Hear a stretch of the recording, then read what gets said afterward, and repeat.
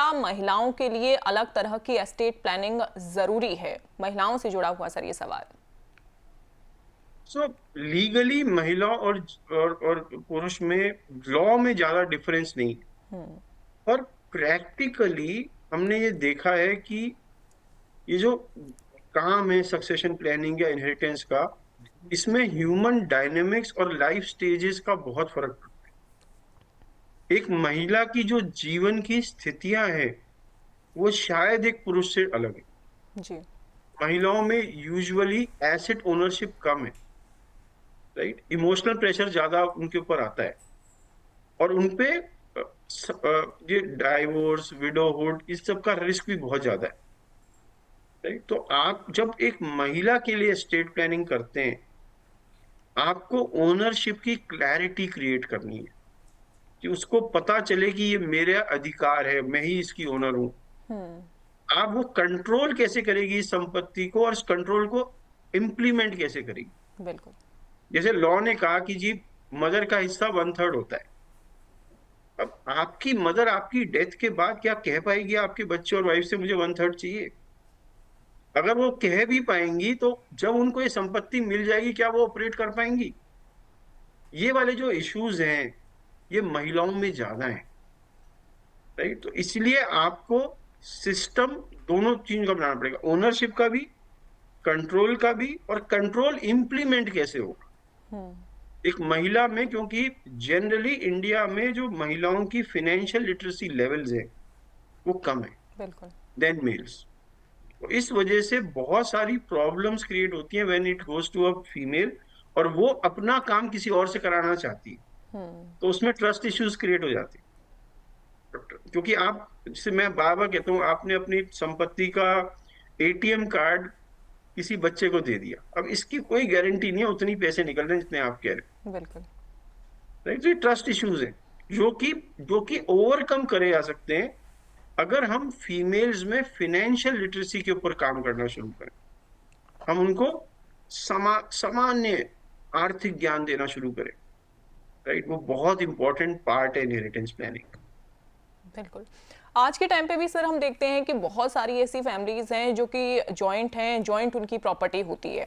अब उसी से जुड़ा हुआ अगला सवाल आया है गाजियाबाद से अनुज पालीवाल का। उन्होंने पूछा है कि जॉइंट प्रॉपर्टी में वसीयत कितनी प्रभावी होती है? तो सबसे पहले समझते हैं लॉ जॉइंट प्रॉपर्टी के बारे में क्या कहता है। लॉ कहता है if an property is jointly owned it is equally owned. मेरा एक बैंक अकाउंट या घर है जो मैं अपनी वाइफ के साथ ओन करता हूँ। मैं फर्स्ट होल्डर हूँ, वाइफ सेकंड होल्डर है बैंक अकाउंट में। प्रॉपर्टी में हमने लिखा ही नहीं किसी का क्या शेयर है, हमने कहा वी बोथ जॉइंटली ओन। तो लॉ के हिसाब से 50% मेरा है, 50% मेरी वाइफ है।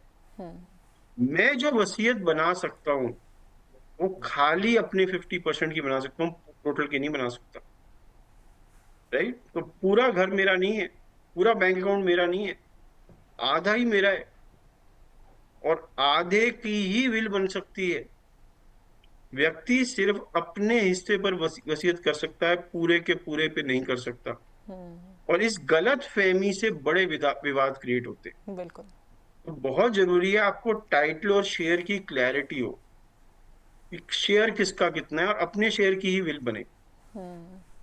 तो अपने ही शेयर की जो विल है वो बनानी चाहिए। अगर आपके भी सवाल हैं, जैसे कि अनुज के सवाल हमारे पास आए, इसके अलावा हमारे पास स्मिता के सवाल आए, अगर आपके सवाल हैं आप भी अपने सवाल हम तक भेज सकते हैं। कैसे भेजेंगे सवाल? बहुत ही आसान सा तरीका है। देखिए, आपको लिखना है एस्टेट, चूंकि एस्टेट प्लानिंग से जुड़ा हुआ हमारा ये शो है, आपको एस्टेट लिखना है और उसके बाद आपको व्हाट्सएप कर देना है सवाल अपना 9354027995 पर। इसके अलावा आप यूट्यूब के जरिए, फेसबुक के जरिए और एक्स हैंडल के जरिए भी हम तक अपने सवाल पहुंचा सकते हैं।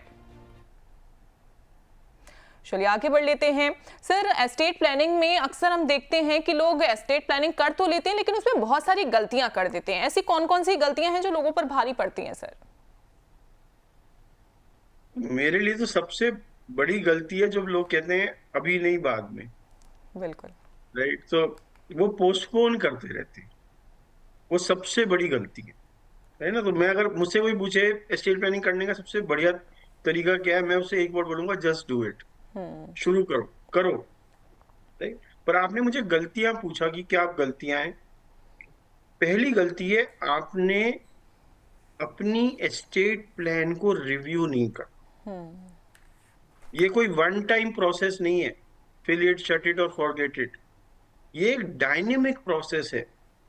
आपको बार बार अपनी विल को, अपनी ट्रस्ट को, अपनी लेटर ऑफ गार्डियनशिप को रिव्यू करना है, क्योंकि आपकी पर्सनल लाइफ में चेंजेस आ रहे हैं, आपके एसेट्स में चेंज आ रहे हैं, और आपके रिश्तों में चेंज आ रहे हैं। बिल्कुल। और एक और चीज चेंज हो रही है, कानून भी चेंज हो रहा है। तो क्या आपका करंट एस्टेट प्लान इन चारों चेंजेस के अनुसार है या नहीं?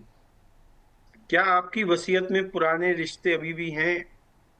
क्या नए एसेट शामिल हुए हैं? क्या ये नए कानूनों को इग्नोर कर रही है?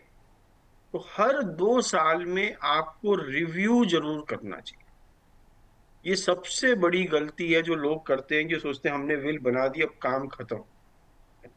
नहीं, आप इसको कंटिन्यूअसली रिव्यू करिए, रिव्यू कर कर इसको अप टू डेट करिए,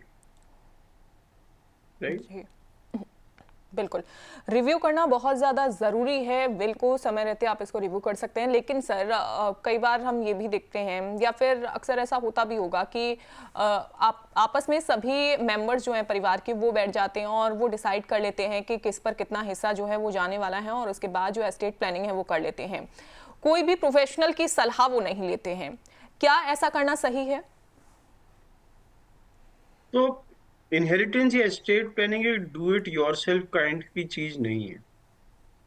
क्योंकि मैं बार बार लोगों से कहता हूँ, in estate planning there are certain things which you know that you know ना। इसमें कुछ ऐसी चीजें जो आपको पता है कि आपको पता है, फिर इसमें कुछ ऐसी चीजें जो आपको पता है कि आपको नहीं पता है, और आखिर में कुछ ऐसी चीजें हैं जो आपको नहीं पता कि आपको नहीं पता। जो लास्ट वाली चीज है ना, ये बहुत रिस्की है।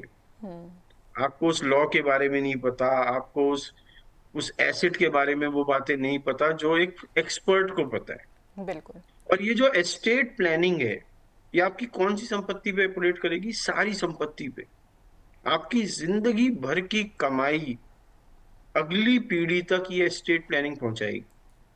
इसमें छोटी सी भी चूक आपके परिवार के लिए बहुत कॉस्टली है। तो इसको आप एक्सपर्ट को यूज कर कर ही करिए, आप इसे खुद करने की कोशिश मत करिए।